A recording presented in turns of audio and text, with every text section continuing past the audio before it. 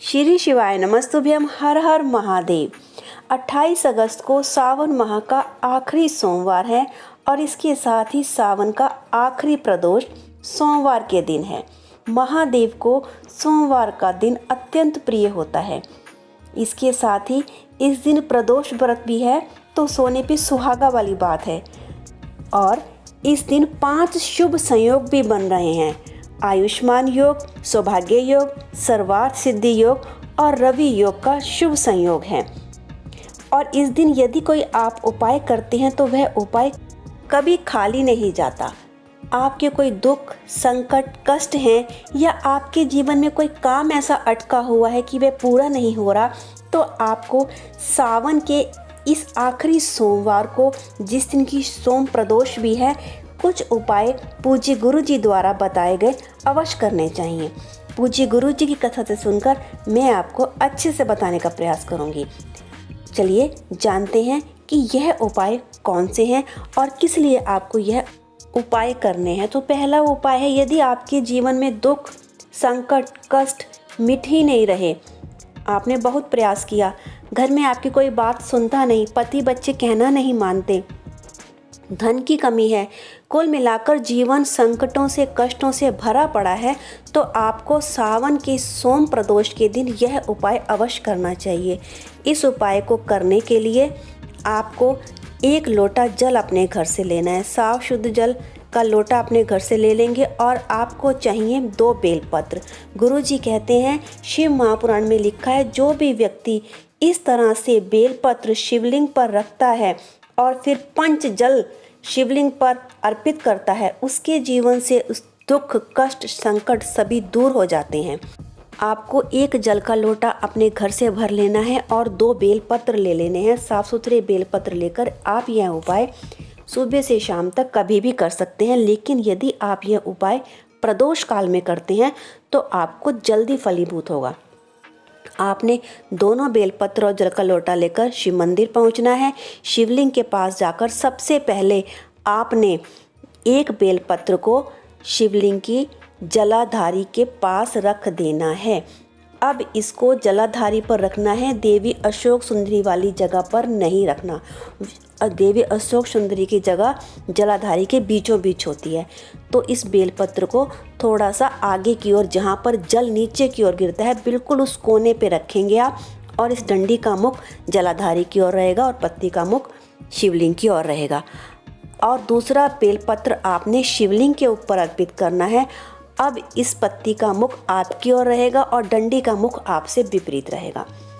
फिर आपने जो जलाधारी पर पत्ती रखी है, उसके ऊपर आपने अपने सीधे हाथ को रख करके श्री शिवाय नमस्तुभ्यम का जाप करना है और अपने पूरे मन के भाव से अपना दुख, संकट, कष्ट जो भी है, आपकी मनोकामना, धन की समस्या, जो भी परेशानी है, पूरे मन के भाव से बाबा को बोलनी है, सीधे हाथ को उस बेलपत्री के ऊपर रख करके।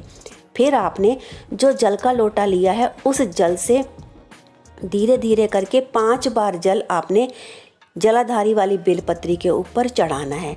ध्यान रखिएगा, ध्यान से सुनिएगा, 5 बार जल उस लोटे से धीरे धीरे चढ़ाएं।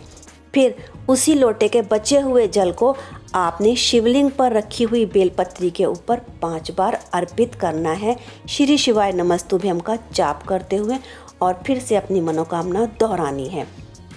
पूज्य गुरु जी कहते हैं, यह उपाय यदि आप सावन की प्रदोष के दिन कर लेते हैं तो अगली प्रदोष आने से पहले आपके दुख, संकट, कष्ट, धन की समस्या या कोई भी मनोकामना है, वह पूरी अवश्य होगी ही होगी।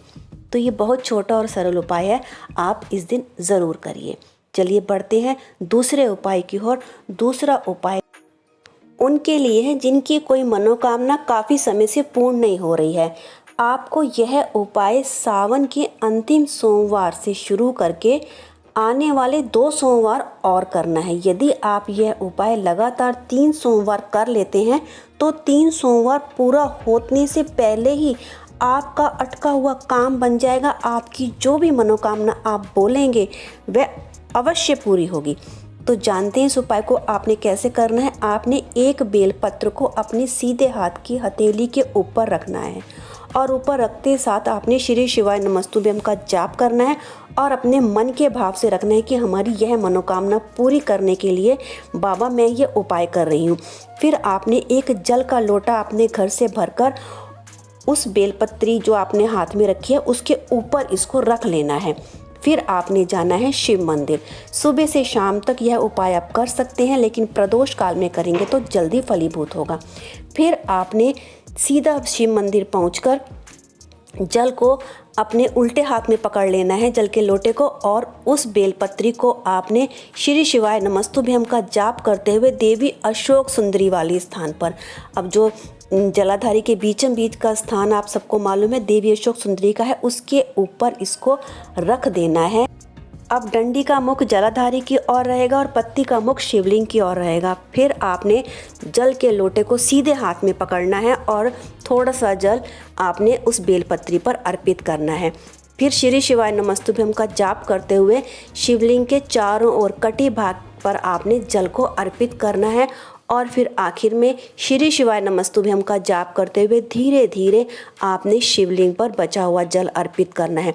जब आप ये जल अर्पित कर रहे होंगे तो आपने अपने मन की मनोकामना बोलनी है। जो भी आपका काम अटका हुआ है, हो नहीं रहा, कार्य में सफलता नहीं मिल रही, नौकरी नहीं लग रही, तो आपने वह बात बाबा से इस जल को चढ़ाते समय बोलनी है। यह उपाय आपको लगातार 3 सोमवार करना है। इस बार सोमवार जो पड़ रहा है, सावन का अंतिम सोमवार, बहुत ही शुभ संयोग बन रहे हैं। आप इस दिन से यह उपाय करके आने वाले 2 सोमवार और उपाय करिए। लगातार 3 सोमवार करते करते आपकी अटका हुआ काम, आपकी कोई भी मनोकामना वह अवश्य पूरी होगी, ऐसा गुरुजी ने अपनी कथा में बोला है। तो आशा करती हूँ वीडियो आपको अच्छी लगी होगी। अच्छी लगी हो तो वीडियो को लाइक कीजिएगा, चैनल को सब्सक्राइब भी कीजिएगा। हर हर महादेव।